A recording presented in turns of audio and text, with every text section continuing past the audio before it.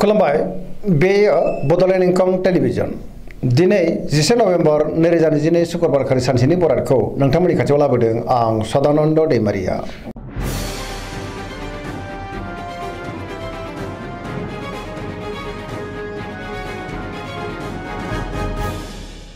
सिगां फरायनो लादों मेष राशि गिबि हांखो अ ल दिनैनि साना जोबोर मोजां गोसोआव गोथों आरो गोग्गो साननाय फैगोन गियाननि आंखाल जानाय नङा सोरजोंबा बाख्नाय जानोबो हागौ बयजोंबो अनजागोन आरो अनसायजागोन नखराव गोजोन थासारिखौ मोननो हागोन जेरावबो जाफुंसारगोन मावनो लानाय खामानिखौ थि समावनो आरो गोरलैयैनो मावफुंनोबो हागोन सिगांनि बबेबा आद्रा खामानिखौ दिनै मावफुंनो हागोन गोसोखौ जोबोर गोजोननाय मोनगोन देहाया दिनै मोजाङै थागोन बयनिफ्रायबो मोजां खौरां फैनोबो हागौ रांखावरियाव मोजां बेफार फालांगियावबो जोबोर मोजां मुलाम्फा मोननो हागोन गुबुननि थाखाय गोबां मोजां खामानि मावनानै होनोबो हागोन सोरबा लोगोनिफ्राय थोजासे हेफाजाबखौ मोननो हागौ नखराव बिसि फिसायनि गेजेराव अननानै फैगोन बिदा फंबायजों मोजां सोमोन्दो थागोन बहाबा थाङोब्ला दिनै जोबोर मोजां आरो मोजाङैनो हान्थिनोबो हागोन गुबुननि गोसोखौ दिनै गोरलैयैनो बोनो हागोन गोसोनि बोलोआ बांगोन समाजाव बयजोंबो मान होजागोन सेंग्रा सिख्लाफ्रा मोजां खौरां मोननो हागौ गोसोआबो दिनै जोबोर खुसि जागोन फरायसाफ्रा दिनै फरायनायाव गोसो दुंखांगोन आरो मोजां फिथाइ मोननोबो हागोन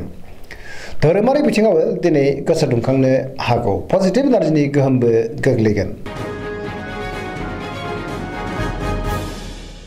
वृष राशि गिबि हांखो इ उ ब दिनैनि साना मोजां आरो गाज्रिनि गेजेरजों बाबेनलांगोन गोसोखौ दिनै जोबोर उसाव-बादाव मोननो हागौ गोसोनि बोलोआ लोरबांबो जानो हागौ मावनो लानाय खामानिखौ मावफुंनो हायोब्लाबो गोब्राब जागोन समाजाव मान मोननो हागोन रांखावरियाव मोजां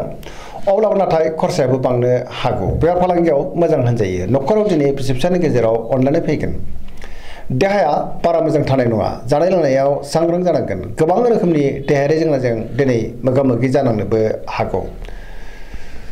गुबुननि थाखाय नाङा-फाङा जेंनायाव गोग्लैनांनोबो हागौ सांग्रां जानाया गाहाम सोरबा लोगोनिफ्राय हेफाजाबखौ मोननो हागौ अब्लाबो नाथाय गोसोनि साननायफ्रा दिनै देबर नांनोबो हागौ बहाबा हान्थियोब्ला दिनै लामा सामायाव सांग्रां जानांगोन गुबुननि थाखाय नाङा-फाङा जेंनायाव गोग्लैनानै नेगेटिभ एनार्जिनि गोहोमबो गोग्लैनो हागौ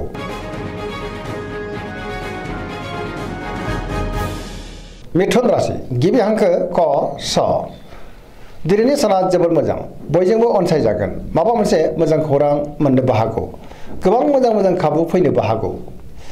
गुबुनजों मोजां सोमोन्दो लाखिनो रोंगोन सोरनिफ्रायबा मोजां खौरां मोननो हागौ गोबां बिथिङाव दिनै जाफुंसारगोन गोसोआ दिनै जोबोर खुसि जागोन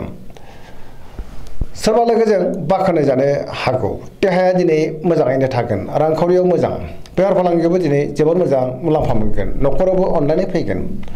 समाजाव बयजोंबो अनसायजागोन गोसोनि बोलोआ बांगोन गावनि गोसोनि साननायखौ दिनै गुबुननो फोरमायनो हागोन मावनो लानाय खामानिखौ दिनै थि समावनो आरो गोरलैयैनो मावफुंनोबो हागोन गुबुनजों मोजां सोमोन्दो लाखिनो रोंगोन सेंग्रा सिख्लाफ्रा जोबोर रमान्टिक जागोन आरो गावबा गावनि गोसोनि साननायफोरखौ फोरमायलायनोबो हागोन पजिटिभ एनार्जिनि गोहोम गोग्लैगोन कर्कट राशि गिबि हांखो ड ह दिनैनि साना मोजां आरो गाज्रिनि गेजेरजों बाबेनलांगोन गोसोआव गोनो गोथो साननाय फैनोबो हागौ माबेबा जाहोनखौ लानानै गोसोआव जेंनाया बांनो हागौ समाजाव लोगो लेवाबो बांगोन सोरबा गोजाम लोगोजों बहाबा लोगो मोनज्लायनो हागौ सोरजोंबा रायखोमा जानोबो हागौ गोसोआव नेगेटिभ साननाय फैगोन मावनो लानाय खामानिखौ थि समावनो आरो गोरलैयैनो मावफुंनोबो हागोन रांखावरियाव मोजां अब्लाबो नाथाय खरसायाबो बांनो हागौ बेफार फालांगियाव मोजां होनजायो नखराव अनलायनाय फैगोन बिदा फंबायनिफ्राय हेफाजाबखौ मोननो हागोन देहाया मोजाङै थागोन अब्लाबो नाथाय जानाय लोंनायाव सांग्रां जानांगोन गुबुननिफ्राय हेफाजाबबो मोननो हागौ समाजाव लोगो लेवाबो बांगोन सेंग्रा सिख्लाफ्रा जोबोर आला-खाला जागोन आरो गावबा गावनि गोसोनि साननायखौ फोरमायलायनोबो गोब्राब जागोन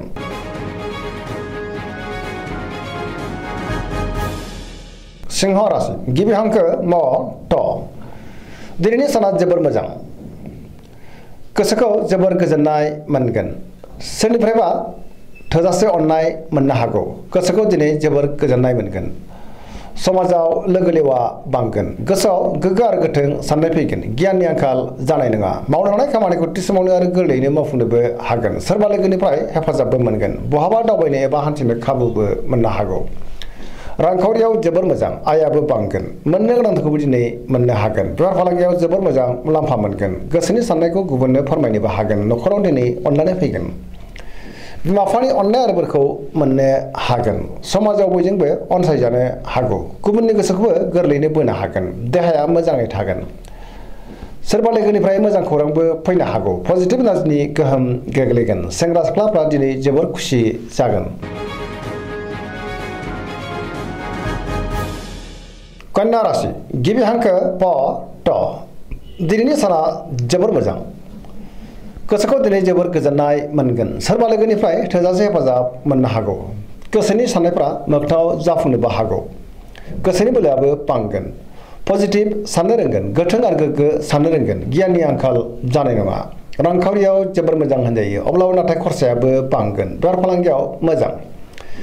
देहाया दिनै मोजाङैनो थागोन गोबां मुंदांखा सुबुंजों दिनै लोगो मोनज्लायनो हागौ न'खराव अनलायनाय फैगोन बिदा फंबायजों मोजां सोमोन्दो थागोन सोरजोंबा बाख्नाय जानोबो हागौ गोसोआ दिनै जोबोर खुसि जागोन आरो पजिटिभ एनार्जिनि गोहोमबो गोग्लैनो हागौ गुबुननि थाखाय गोबां मोजां खामानि मावनानै होनोबो हागोन लाइमोनफोरा बहानिफ्रायबा मोजां खौरां मोननोबो हागौ पजिटिभ एनार्जिनि गोहोम गोग्लैगोन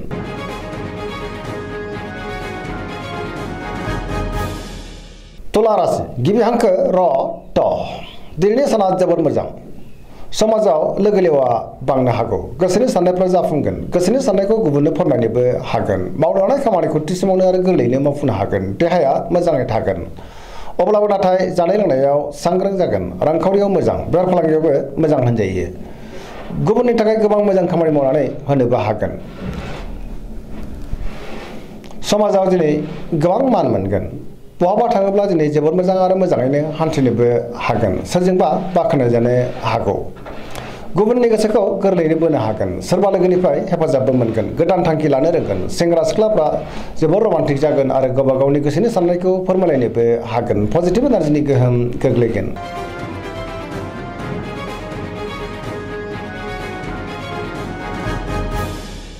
वृश्चिक राशि गिबि हांखो न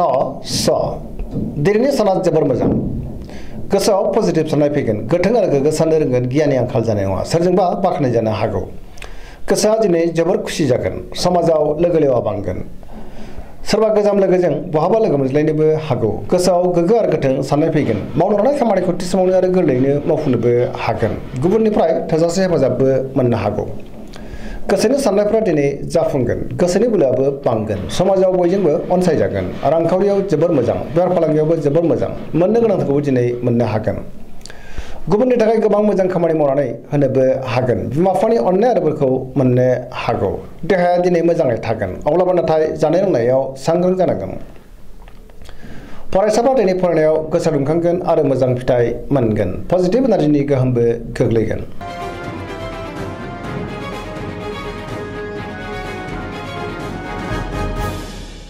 धनु राशि गिबि हांखो ढ फ भ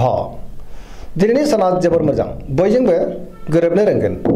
सोरबा गोजाम लोगोजों बहाबा लोगो मोननानै गोसोखौ दिनै जोबोर गोजोननाय मोनगोन गोसोआव गोग्गो आरो गोथों साननाय फैगोन गियाननि आंखाल जानाय नङा मावनो हानाय खामानिखौ थि समावनो आरो गोरलैयैनो मावफुंनोबो हागोन गोसोनि साननायफ्रा दिनै मोगथाङाव जाफुंनोबो हागौ रांखावरियाव मोजां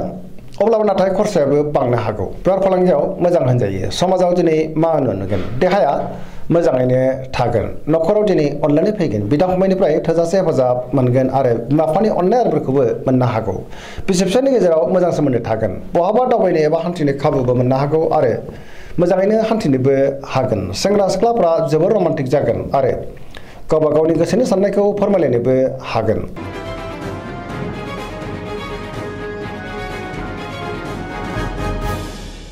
मकर राशि गिबि हांखो ख ज दिनैनि साना मोजां आरो गाज्रिनि गेजेरजों बाबेनलांनो हागौ गोसोनि बोलोआ लोरबां जानोबो हागौ गोसोनि साननायफ्रा दिनै देबार नांगोन मावनो हानाय खामानिखौ थि समाव मावफुंनो गोब्राब जागोन माबा नङा माबा मोनसे गोरोन्थिबो जालांनो हागौ आरो हेंथाबो फैनो हागौ रांखावरियाव बारा मोजां नङा नाङा फाङा खरसाया बांगोन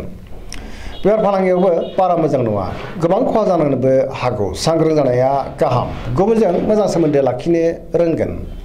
मावनो हानाय खामानिखौ थि समाव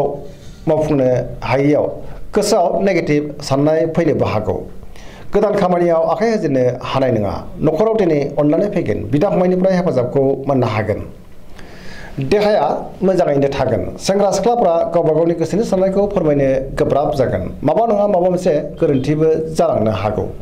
फरायसाफ्रा दिनै फरायनायाव गोसो दुंखांगोन आरो मोजां फिथाइ मोननोबो हागोन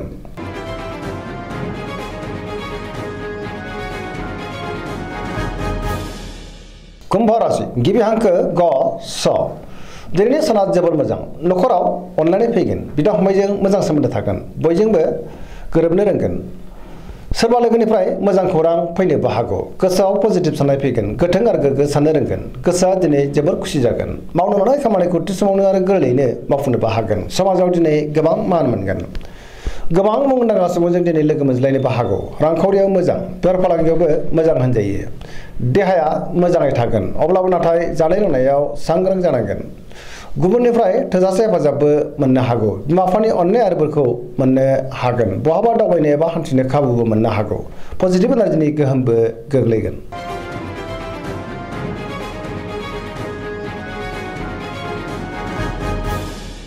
मीन राशि गिबि हांखो ड स दिनैनि साना जोबोर मोजां बयजोंबो अनजागोन आरो अनसायजागोन धोरोमारि बिथिङावबो गोसो दुंखांनो हागौ सिगांनि बबेबा आद्रा खामानिखौ दिनै मावफुंनो हागोन गोसोखौ दिनै जोबोर गोजोननाय मोनगोन गोसोआव पजिटिभ साननाय फैगोन गोसोनि बोलोआबो बांनो हागौ गावनि गोसोनि साननायखौ दिनै गुबुननो फोरमायनोबो हागोन देहाया मोजाङै थागोन